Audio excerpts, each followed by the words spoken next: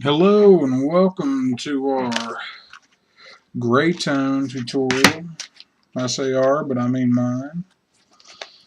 I'm Pencils by Jim, aka Jim George.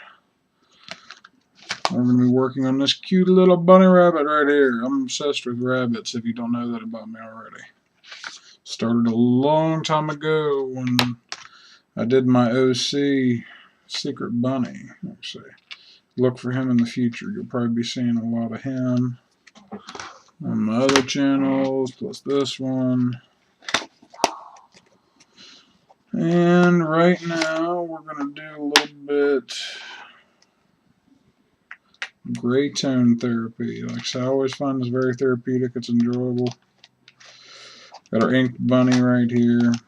All the pencil lines have already been erased. We're using Faber-Castell. I don't know if you guys can make that out right now. It's Faber-Castell or Pitt artist pens, the big brushes. I like these guys. I just got them, been playing around with them a little bit. I really kind of like them. This is the warm gray. It's the lightest tone that they've got in the warm gray series. I got the four set, the warm gray and the cool gray. We'll probably be using both of those today. The lightest in both those sets of four. And I'm going to start with the warm gray. We're going to give him, kind of highlight the ink lines. Like I say, inking isn't exactly my specialty, but it's therapeutic. I can do it. Something I need practice on. I used to be decent at it, and I've kind of gotten out of the habit of doing it. All the pencil lines for me. Which, don't get me wrong, there's nothing wrong with that. That's my forte. I love pencil lines, but I kind of like to be multifaceted. And as an artist, the more you know, the better. The more skills you have, the better. In fact, back in the old days, they used to do everything. You know, back in the days of Will Eisner, other greats such as himself, you know, these were classically trained artists. They did everything. There was no such thing as, you know, writer, inker, colorist, you know, of course, penciler, which is where I threw my hat into the ring, is in the penciler genre. Yours truly has always wanted to do such things. Since I was a wee little lad and my dad got me started in the comics. But that's another story. We'll kind of highlight this a little bit, give him a little bit of a snout. Alright, now you kind of need to decide where your light source is coming from before you really get into this. I'm going to kind of, when I was drawing, then I kind of made the light source come in from the right upper quadrant of the drawing. I don't know if you can quite see, he's got small white flecks in the eyes, the reflective light. So these lower parts of his ear are going to be very little light that's carried by them. And the front of the ears where it's flopped over are going to catch more of the light. Like I said, this part of his face is going to be more in shadow because of that. The ears are going to be casting a shadow. I shouldn't say reflecting, casting a shadow. In fact, we're going to put a shadow across his eye for this one.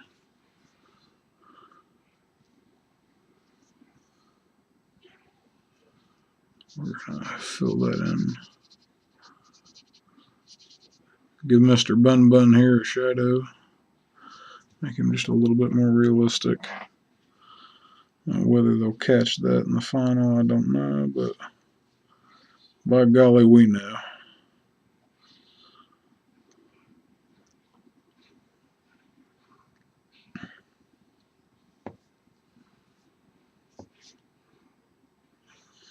So he'll be a little more heavily shadowed on this side.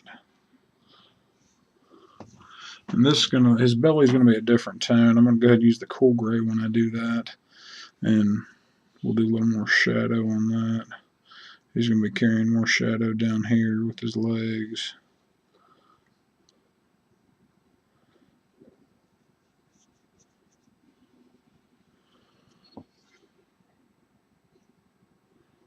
A little heavier on this thigh, because again, this is away from the light source. You always want to kind of keep that in mind when you're doing your drawings. Your light source is constant. You keep that in your head. You know, hey, the light's coming from this direction, or light's coming from that direction, or whichever particular way you choose. Keep that in mind when you're actually doing the drawing. You know, a lot of times artists, well, at least in my case, I can't really say what other people do, but in my case, I've kind of got the light source in my head, or I'll just randomly put it in there, you know, early on in the drawing, like in his eyes, and that dictates to me the rest of the drawing, what's going to happen. Yeah, I'm fairly sure where everything's going to be at from then on. After a while, when you first start out, you know, it's something that you got to kind of think about. But as you get along, you know, you start doing that, it just becomes kind of second nature. It's one of those things, you know, you look at an artist that's been drawing for decades and it just all seems so easy, it all seems so fluid. And this guy gets on there and puts all these lines down, and you're like, oh my gosh. But, you know, at some point, he had a piece of paper in front of him and a crayon or something, and he was laboring with things just like you and me.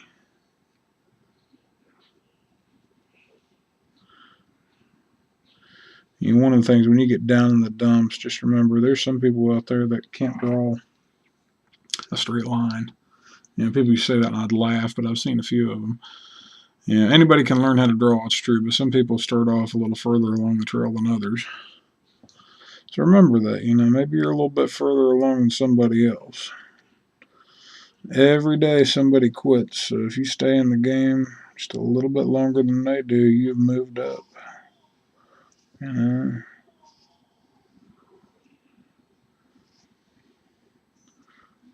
You've done something they didn't manage to do. You've stayed true to yourself, kept doing your art. It's rough, man, I know. Sometimes, you know, get down in the mouth, but just remember the feeling you get when you have a great drawing or you're proud of something or you make a breakthrough, and hang on to that and keep moving forward, man. Keep pounding out those drawings, because somebody once said you have 100,000 bad drawings in you. Some days it feels like it's more like 100 million, but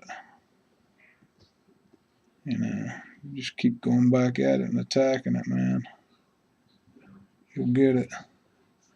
Eventually, you'll work those 100,000 out, and you'll start making, you know, a little bit of headway.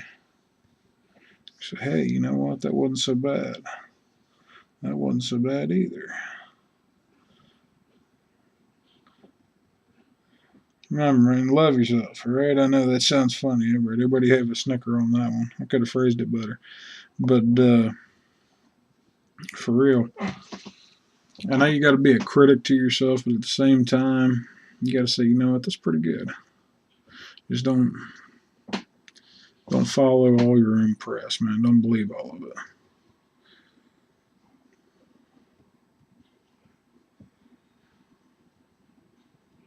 I think it was Mark Anthony. Don't quote me on it, but I think it was him. When they were having the parades, when he returned back from a successful campaign, he used to have a slave that stood behind him and whispered all of his failings in his ear just to keep him humble. So keep those old drawings around to remind yourself, you know what, I wasn't always as good as I am now, but it also shows you, hey, look how far I've come. You know, I'm a lot better than I used to be. That's the good thing there, man. You look back and you say, wow, you know what? I remember when I did that. I thought that was a great drawing. You look back on it now and you go, oh my God, what was I thinking? That was tragic. I've done that before.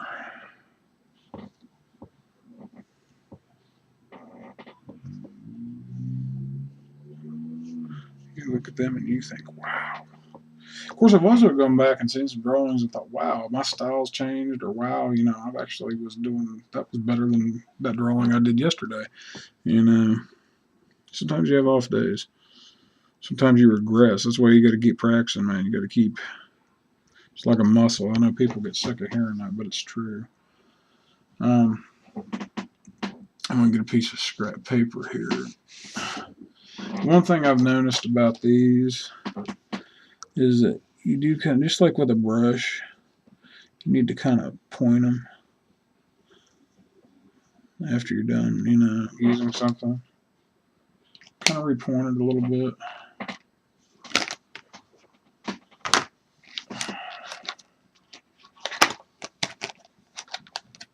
Just like you would if you were cleaning an artist brush and putting it away.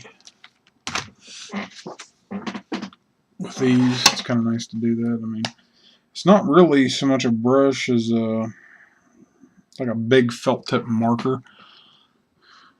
The brush tip. Alright, I'm going to fill in the bottom of the ears here, the inside. We're going to give them the darker, and this is the cool gray. We were using the warm gray before.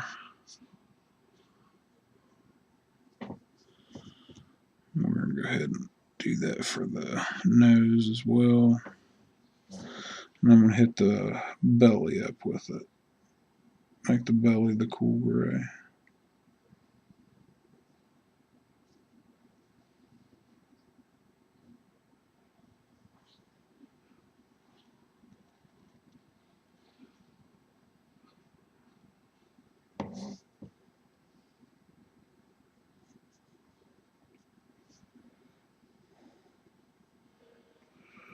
Alright, Mr. Bun Bun, you're starting to look close there, buddy. I'll take this and let me adjust him just a little bit. Okay, we're going to do kind of a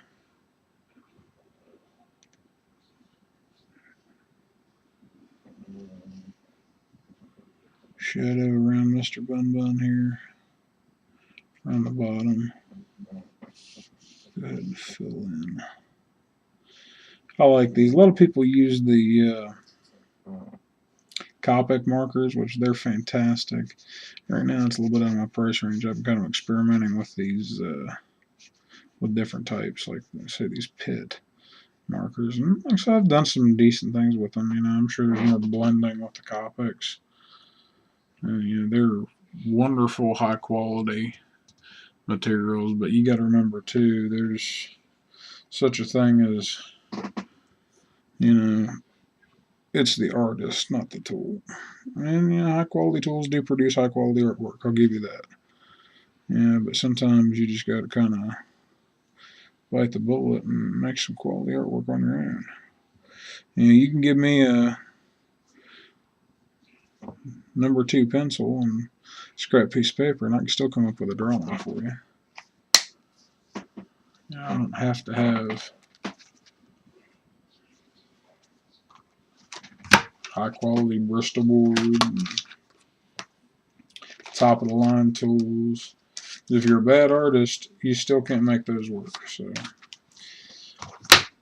beat those 100,000 bad drawings out, guys. Do a little touch up here. Hit a couple white spots. Missed.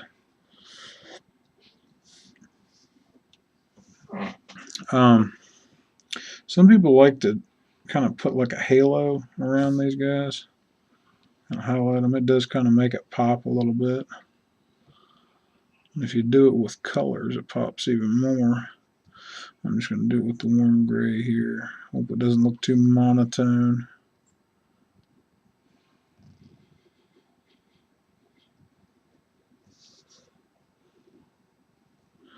You're not going for a big border. You just kind of want a little bit around them to make the outline pop. No, my primary training, I say training, but I'm all self-taught.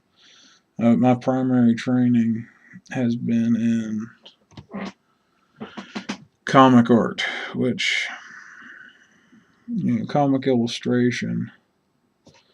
Primarily, there's a big black line that goes around everything. Right? There's very little artwork that doesn't have some sort of outline. And that kind of comes from the old days when everything needed a black line around it so that it would print better. That's why colorists in the old days were around. They only had, 4 colors to work with here, whatever. They only had a few colors, and they would just block it in, and, just kind of a crappy coloring job, kind of like a kid did it. But as we progressed, we kind of put the art back into it. And now colorists nowadays are amazing artists that add mood and tone and just depth to a picture that may not ordinarily be there. Or they accentuate the artwork of the artist. The same way inker. Yeah, it kind of makes me mad people call inkers tracers. I mean, they just trace the lines of the pencil. No. I've seen a great inker make a mediocre artist look fantastic. I know several inkers, and they're very good artists in their own right. They have to be. A lot of times they make up for the failings of the penciler. And a really good inker can make a mediocre penciler look fantastic. And the same way that a really bad inker can make a great penciler look terrible. So, they got to know what they're doing. They're artists in their own right.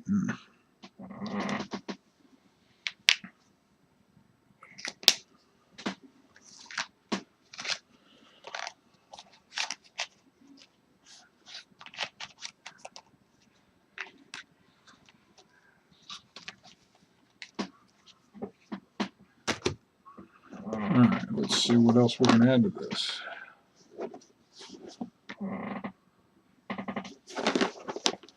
We're coming up on a really long video here, guys. I had no intention of making it this long.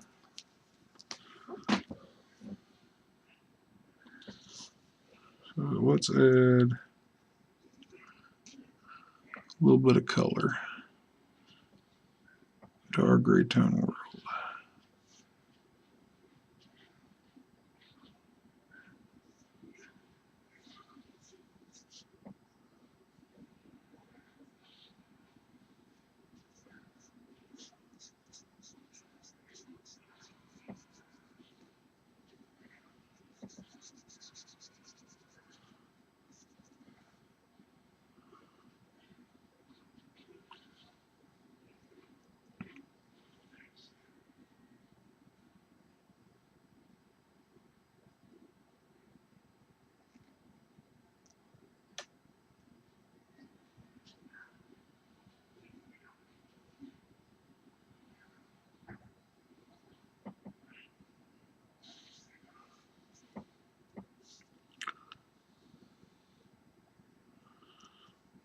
Alright. Love for Mr. Bun Bun. Yay! Bring it down there, show you. Put a big heart up there. We'll put a couple smaller ones down here.